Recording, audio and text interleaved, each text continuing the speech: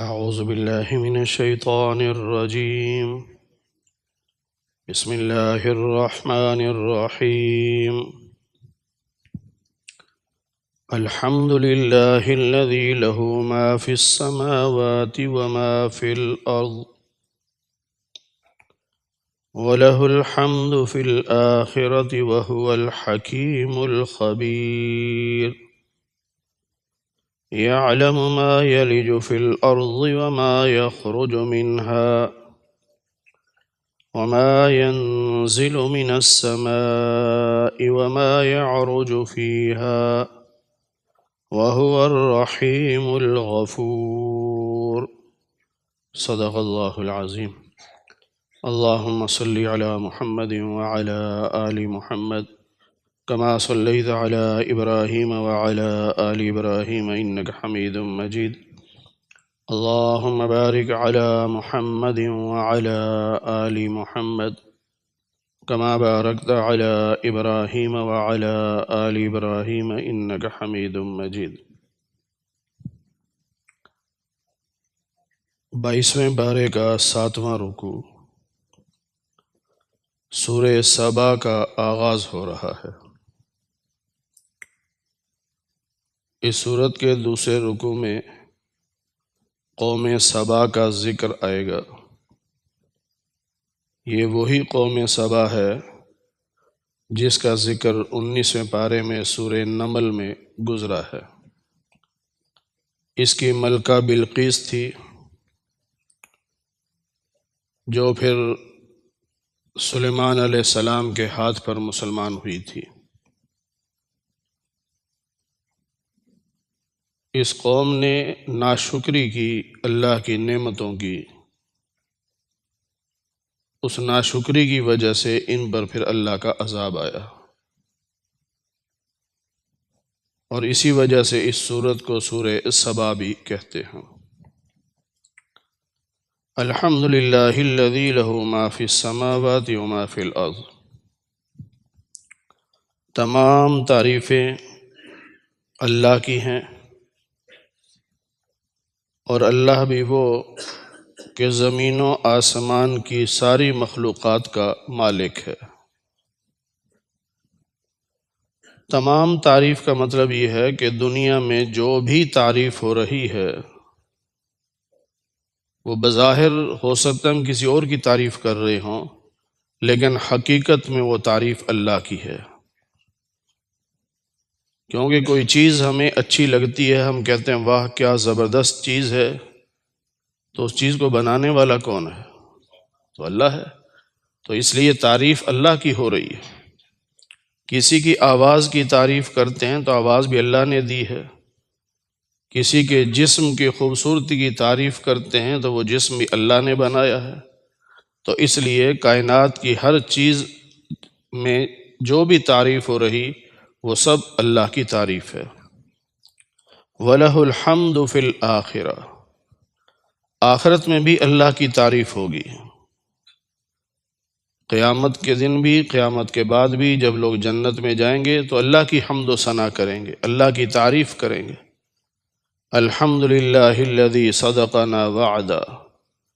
جنتی کہیں گے تمام تعریفیں اس اللہ کی جس نے اپنا وعدہ سچا کر دکھایا۔ الحمد للہ الذی ہدانا لہذا۔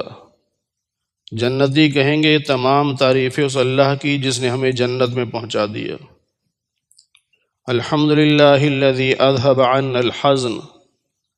تمام تعریفیں اس اللہ کی جس نے ہم سے غم کو دور کر دیا۔ تو جنت میں بھی تعریفیں اللہ ہی کی ہوں گی، دنیا میں بھی تعریفیں اللہ کی ہیں، آخرت میں بھی اللہ کی۔ وَهُوَ الْحَكِيمُ۔ اللہ حکمت والا ہے، الخبیر ہر چیز کی خبر رکھتا۔ یعلم ما یلج فی الارض۔ جو چیز بھی زمین میں جاتی ہے وہ اللہ کے علم میں ہے، اور جو چیز زمین سے نکلتی ہے وہ بھی اللہ کے علم میں ہے۔ زمین میں جانے کا مطلب جس مردے کو دفن کیا جاتا ہے وہ اللہ کے علم میں ہوتا ہے، یا بارش برستی ہے تو پانی زمین میں جاتا ہے، زمین اسے جذب کرتی ہے، تو وہ سارا پانی جو زمین میں جا رہا ہے اللہ کے علم میں ہے، یا ہم جو بیج بوتے ہیں وہ بیج زمین میں جا رہا ہے وہ بھی اللہ کے علم میں ہے۔ تو زمین میں جانے والی ہر چیز اللہ کے علم میں، زمین سے نکلنے والی ہر چیز، جس طرح زمین سے پانی نکلتا ہے، کنویں کے ذریعے ہم پانی نکالتے ہیں، اور یا زمین سے جو معدنیات نکلتی ہیں، کوئلہ نکل رہا ہے، سونا چاندی نکلتا ہے، پیٹرول نکل رہا ہے، گیس نکل رہی ہے، جو چیز بھی زمین سے نکلتی ہے وہ سب اللہ کے علم میں ہے، اللہ سے پوشیدہ کوئی چیز نہیں۔ وما ينزل من السماء، جو چیز آسمان سے اترتی ہے وہ بھی اللہ کے علم میں ہے، یعنی آسمان سے فرشتے آتے ہیں اللہ کے علم میں ہیں، آسمان سے رزق کے جو فیصلے ہوتے ہیں وہ بھی اللہ کے علم میں ہیں، پھر جتنی بارش برستی ہے وہ بھی اللہ کے علم میں ہے، جو حکم اللہ تعالیٰ دے کر فرشتوں کو بھیجتے ہیں وہ سب احکام اللہ کے علم میں ہیں، جو چیز بھی آسمان سے اترے وہ اللہ کے علم میں ہے۔ وما يعرج فيها، اور جو چیز آسمان کی طرف چڑھتی ہے وہ بھی اللہ کے علم میں ہے۔ جب انسان کی موت واقع ہوتی ہے تو روح آسمانوں پہ جاتی ہے، اللہ کے علم میں ہے، جتنے ہم نیک اعمال کرتے ہیں وہ بھی آسمانوں کی طرف جاتے ہیں، وہ بھی اللہ کے علم میں ہیں۔ پھر جب روح نکلتی ہے اور فرشتے لے کر آسمانوں پہ جاتے ہیں تو پہلے آسمان کا دروازہ کھٹکھٹاتے ہیں، تو آسمان کے فرشتے پوچھتے ہیں کہ کون ہے، وہ بتاتے ہیں کہ فلاں کی روح ہے، تو ان کو پتہ ہوتا ہے کہ یہ جہنمی ہے یا جنتی ہے۔ اگر یہ روح جنتی ہو تو اس کے لیے دروازے کھول دیے جاتے ہیں، اور پھر وہ ساتوں آسمانوں کو کراس کرتے ہوئے اللہ کے عرش کے نیچے ایک دفتر ہے جسے علیین کہتے ہیں، وہاں تک وہ روح جاتی ہے، اور پھر اس کا وہاں اندراج ہوتا ہے، اور اگر وہ برا ہو جہنمی ہو تو آسمان کے دروازے نہیں کھلتے، آسمان تک روح جاتی ہے لیکن دروازے نہیں کھلتے، پھر اس کی روح کو واپس نیچے لایا جاتا ہے، اور ساتوں زمین سے نیچے ایک دفتر ہے جسے سجین کہتے ہیں، وہاں اس کا اندراج ہوتا ہے۔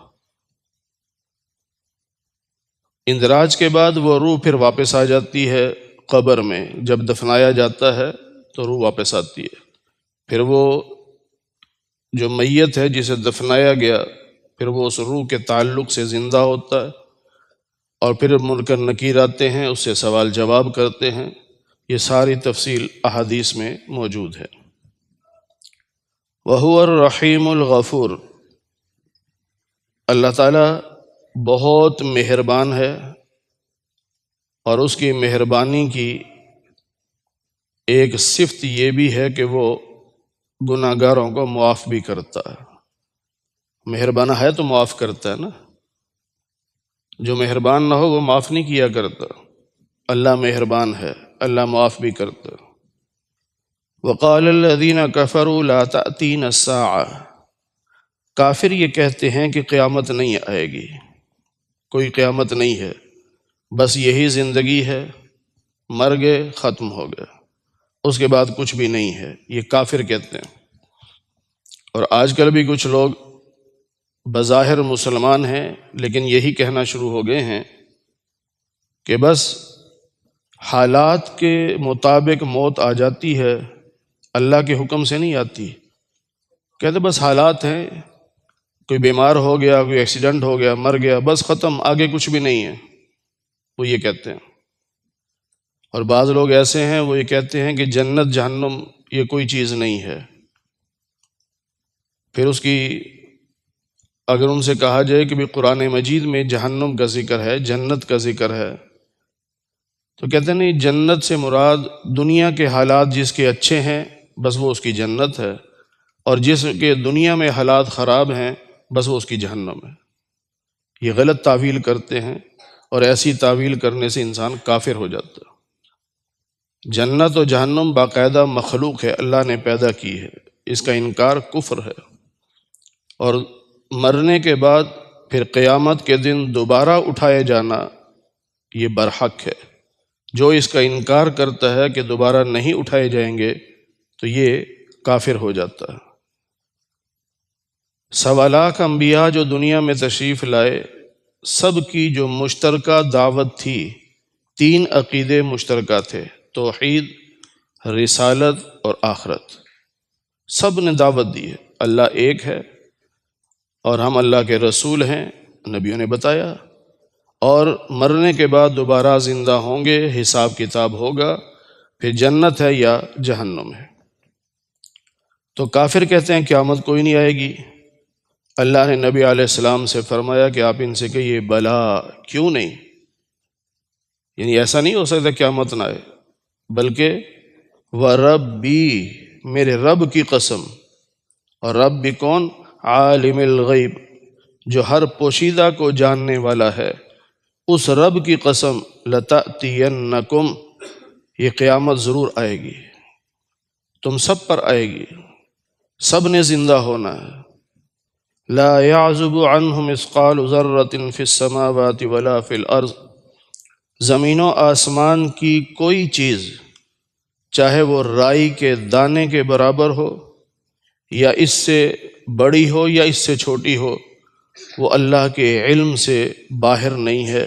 سب کچھ اللہ کے علم میں ہے، اور اللہ نے یہ سب کچھ اپنی کتاب لوح محفوظ میں لکھ دیا۔ پہلے اللہ کے علم میں ہے سب کچھ، اور پھر اللہ نے ان ساری باتوں کو لوح محفوظ میں فرشتوں کے ذریعے لکھوا دیا ہے۔ قیامت کیوں آئے گی؟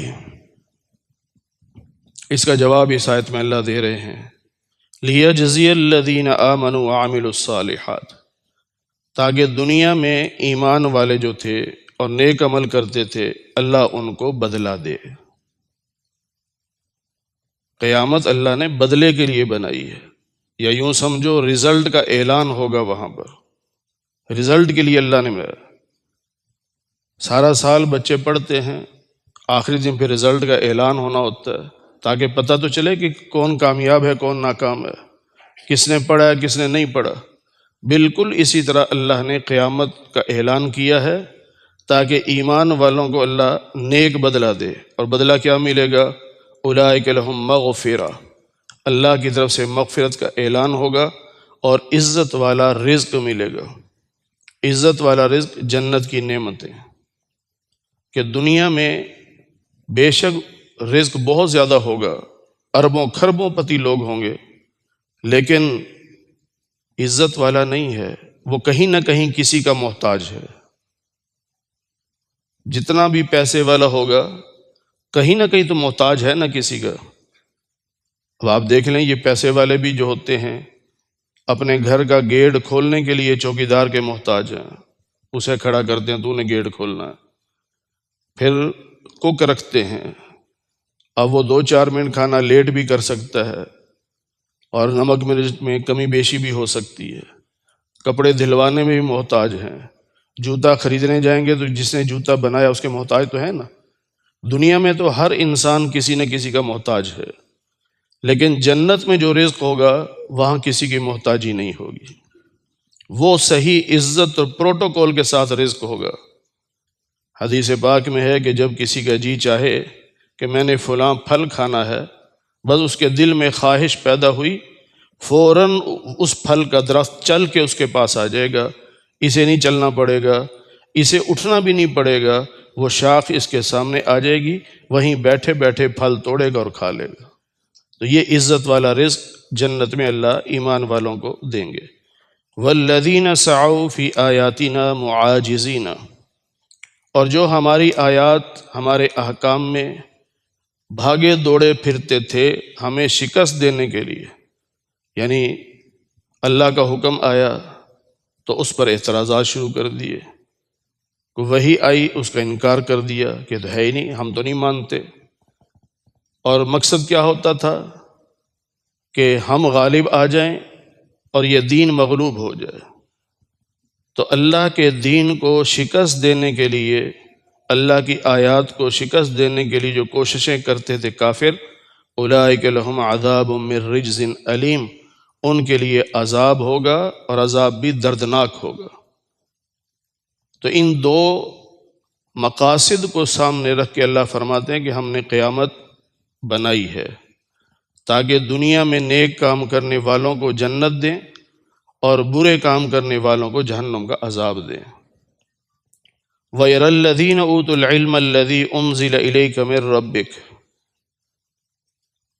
وہ لوگ جو علم والے ہیں، علم سے مراد کیا ہے کہ اللہ تعالیٰ نے جو آپ پر وحی بھیجی اس کو وہ مانتے ہیں کہ یہ حق ہے۔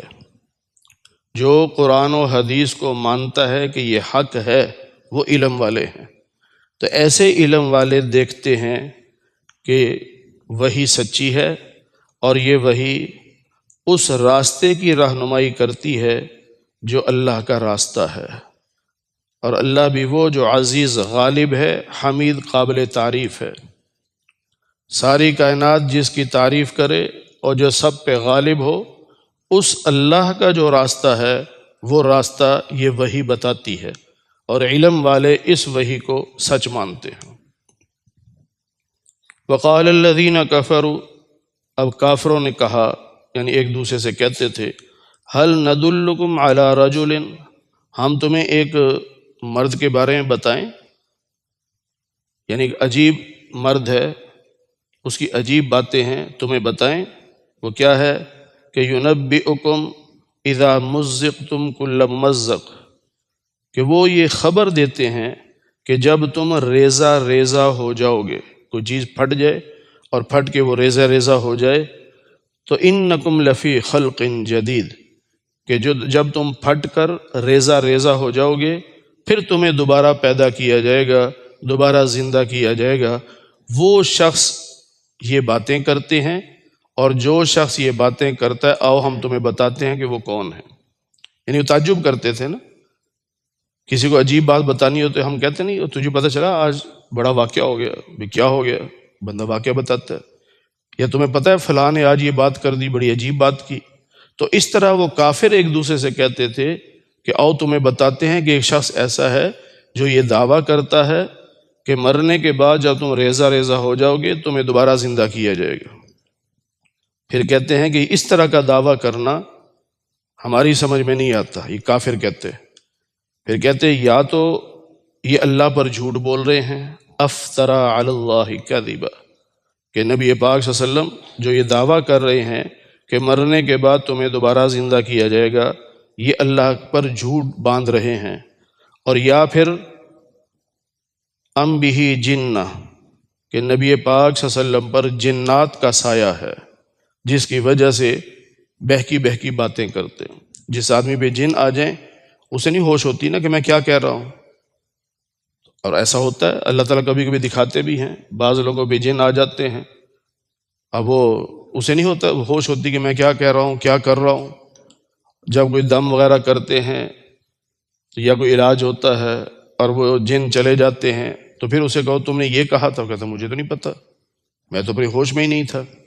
تو اس لیے کافر کہتے کہ یہ جو دعویٰ ہے کہ مرنے کے بعد دوبارہ زندہ کیے جائیں گے، یا تو یہ جھوٹ بول رہے ہیں اللہ پر، اور یا یہ جنات کے سائے کی وجہ سے ایسی باتیں کر رہے ہیں۔ بل الذین لا یؤمنون بالآخرۃ، اللہ کہتے ہیں نہیں، یہ دونوں باتیں ان کی غلط ہیں۔ اصل یہ ہے کہ جو کافر ہیں وہ آخرت کو نہیں مانتے، یہ لوگ عذاب میں مبتلا ہوں گے اور دنیا میں یہ گمراہی میں پڑے ہوئے ہیں۔ افلم یروا، کیا یہ نہیں دیکھتے کہ ان کے آگے یعنی ان کے سامنے جو کچھ ہے اور جو پہلے گزر چکا ہے، آسمانوں میں بھی زمینوں میں جتنی مخلوقات گزر چکی، کہ ان نشأ نخسف بہم الارض، اگر ہم چاہیں تو ان کو زمین میں دھنسا دیں، اور اگر ہم چاہیں تو آسمان سے ان پر عذاب برسا دیں۔ اللہ کر سکتا ہے، اللہ کے لیے کوئی مشکل نہیں۔ ان فی ذلک لآیہ، اس میں اللہ کی قدرت کی نشانی ہے۔ یعنی تم نے پہلے واقعات سنے ہیں، پڑھے ہیں کہ فلاں قوم تھی، نبی کا انکار کیا، زمین میں دھنسا دیا اللہ نے، یا آسمان سے عذاب بھیج دیا، اس طرح کے واقعات تم پڑھ چکے ہو۔ اور اب بھی اللہ اس بات پر قادر ہے کہ تمہارے کفر کی وجہ سے اللہ زمین کو پھاڑے اور تمہیں زمین میں دھنسا دے، یا تم پر پتھروں کی بارش کر دے، یا کوئی اور عذاب بھیج دے، اللہ کر سکتا ہے اب بھی۔ اور یہ جو عذاب ہیں ان میں اللہ کی قدرت کی نشانیاں ہیں، اللہ کی طاقت کی نشانیاں، لیکن یہ سمجھے گا کون؟ لِكُلِّ عَبْدٍ مُنِيب، جو اللہ کا بندہ ہو یعنی فرما بردار ہو اور اللہ کی طرف رجوع کرنے والا ہو، وہی ان باتوں کو سمجھتا ہے۔ اور جو اللہ کی طرف رجوع کرنے والا نہیں، وہ تو کہتے ہیں ایسی گپیں ہیں، باتیں ہیں، جس طرح کافر کہا کرتے تھے کہ یہ تو پہلے لوگوں کے قصے کہانیاں ہیں۔ قرآن کریم کی آیات کو سن کر کہتے پرانے لوگوں کے قصے کہانیاں ہیں، حقیقت نہیں ہے، وہ یہ کہا کرتے۔ اب اللہ تعالیٰ اپنی قدرت اس کا بھی اظہار کر رہے ہیں کہ تمہیں میں اپنی قدرت دکھاؤں، اور پھر ہمارے نبی صلی اللہ علیہ وسلم تو یہ دعویٰ کر رہے ہیں نا کہ مرنے کے بعد دوبارہ زندہ کیے جاؤ گے، اور تم کہتے ہو کہ یہ ہو نہیں سکتا۔ تو ہم نے دنیا میں بھی بڑے بڑے کام کر کے دکھائے ہیں، تمہیں چند مثالیں دیتے ہیں۔ مثلا فرمایا کہ ہم نے داؤد علیہ السلام پر اپنا بڑا فضل کیا، وہ بھی تو اللہ کے رسول تھے، تو فضل کیسے کیا؟ فرمایا ایک تو یہ کہ یا جبال اوبی معہ والطیر، اللہ نے حکم دیا کہ اے پہاڑوں اور پرندوں تم بھی داؤد کے ساتھ مل کے پڑھا کرو۔ داؤد علیہ السلام جب تلاوت کرتے، اللہ کا ذکر کرتے، پہاڑ بھی ساتھ پڑھتے تھے، پرندے بھی پڑھتے تھے، یہ ان کا معجزہ تھا۔ تو بندہ کہے عقل میں نہیں آتا، جس طرح کہتے ہیں جی قیامت قائم ہوگی، دوبارہ زندہ ہوں گے، عقل میں نہیں آتا۔ اللہ کہتے یہ بات تو ہے نا، ہم نے اپنے ایک رسول کو یہ معجزہ دیا کہ پہاڑ اور پرندے اس کے ساتھ پڑھتے تھے۔ پھر فرمایا وَأَلَنَّا لَهُ الْحَدِيدَ، ایک اور معجزہ دیا، وہ معجزہ یہ دیا کہ ہم نے ان کے لیے لوہے کو نرم کر دیا۔ داؤد علیہ السلام کے لیے لوہے کو نرم کر دیا، یہ آپ کا معجزہ تھا۔ ہوا اس طرح کہ داؤد علیہ السلام چونکہ رسول بھی تھے، بادشاہ بھی تھے، تو رات کے وقت اپنا حلیہ بدل کر گشت کرتے تھے، شہر میں پھرتے، کوئی مل جاتا تو اس سے پوچھتے کہ داؤد کیسے بادشاہ ہیں، تو سارے تعریفیں کرتے، بہت اچھے ہیں، بہت اچھے ہیں۔ ایک دن اللہ تعالیٰ نے ایک فرشتے کو انسانی شکل میں بھیجا۔ اب داؤد علیہ السلام جب باہر نکلے تب ان کو تو نہیں پتا تھا کہ یہ فرشتہ ہے، انسانی شکل میں تھا۔ پوچھا داؤد کیسے ہیں؟ ان کا بہت اچھے ہیں۔ کوئی کمی؟ ان کا نہیں، کمی کوئی نہیں، بس ایک چیز ہے کہ وہ بیت المال سے تنخواہ لیتے ہیں، اگر وہ اپنا کوئی کاروبار کریں اس سے گھر چلائیں، اور یہ جو سلطنت چلا رہے ہیں یہ فی سبیل اللہ چلائیں، تو پھر بہت اچھا ہو۔ اس پہ پھر داؤد علیہ السلام نے اللہ سے دعا کی، تو اللہ تعالیٰ نے پھر آپ کو یہ معجزہ دیا، کاروبار تھا، سکھایا کاروبار کہ آپ زرہ بنایا کریں، لوہے کی جیکٹ جو جنگ میں پہنی جاتی ہے وہ بنائیں۔ اب اگر وہ بنانے لگے تو ظاہر ہے وہ تو کئی دن لگ جائیں گے، اور ادھر اپنے معاملات بھی ہیں، رسالت بھی ہے، بادشاہت بھی ہے، سارے کام بھی ہیں، تو یہ کیسے ہوتا؟ اب بھٹی بنائیں، پھر اس میں لوہے کو گرم کریں، سرخ کریں، پھر اس پہ ہتھوڑے ماریں، بڑا وقت چاہیے تھا۔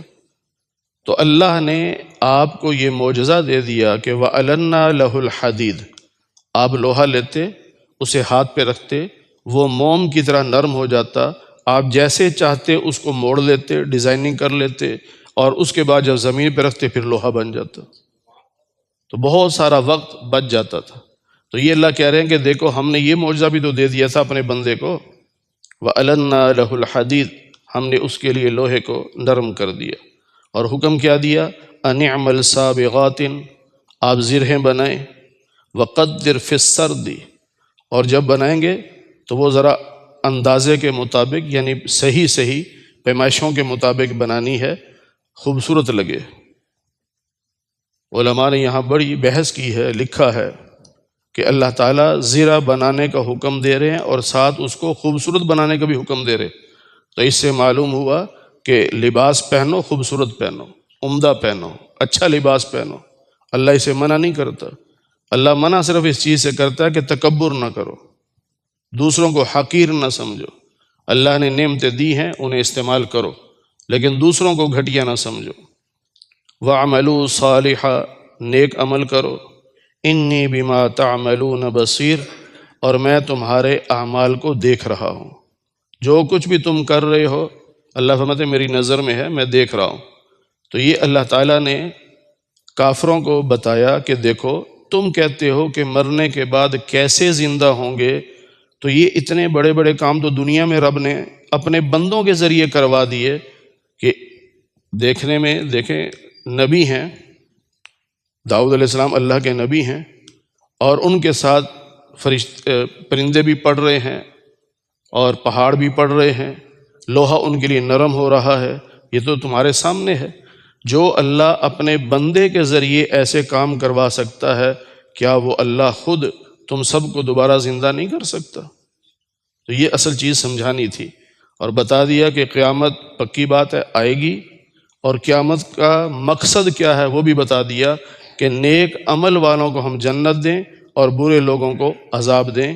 اس مقصد کے لیے ہم نے قیامت رکھی ہے. اللہ تعالی ہمیں قرآن کریم کی صحیح سمجھ نصیب فرمائے.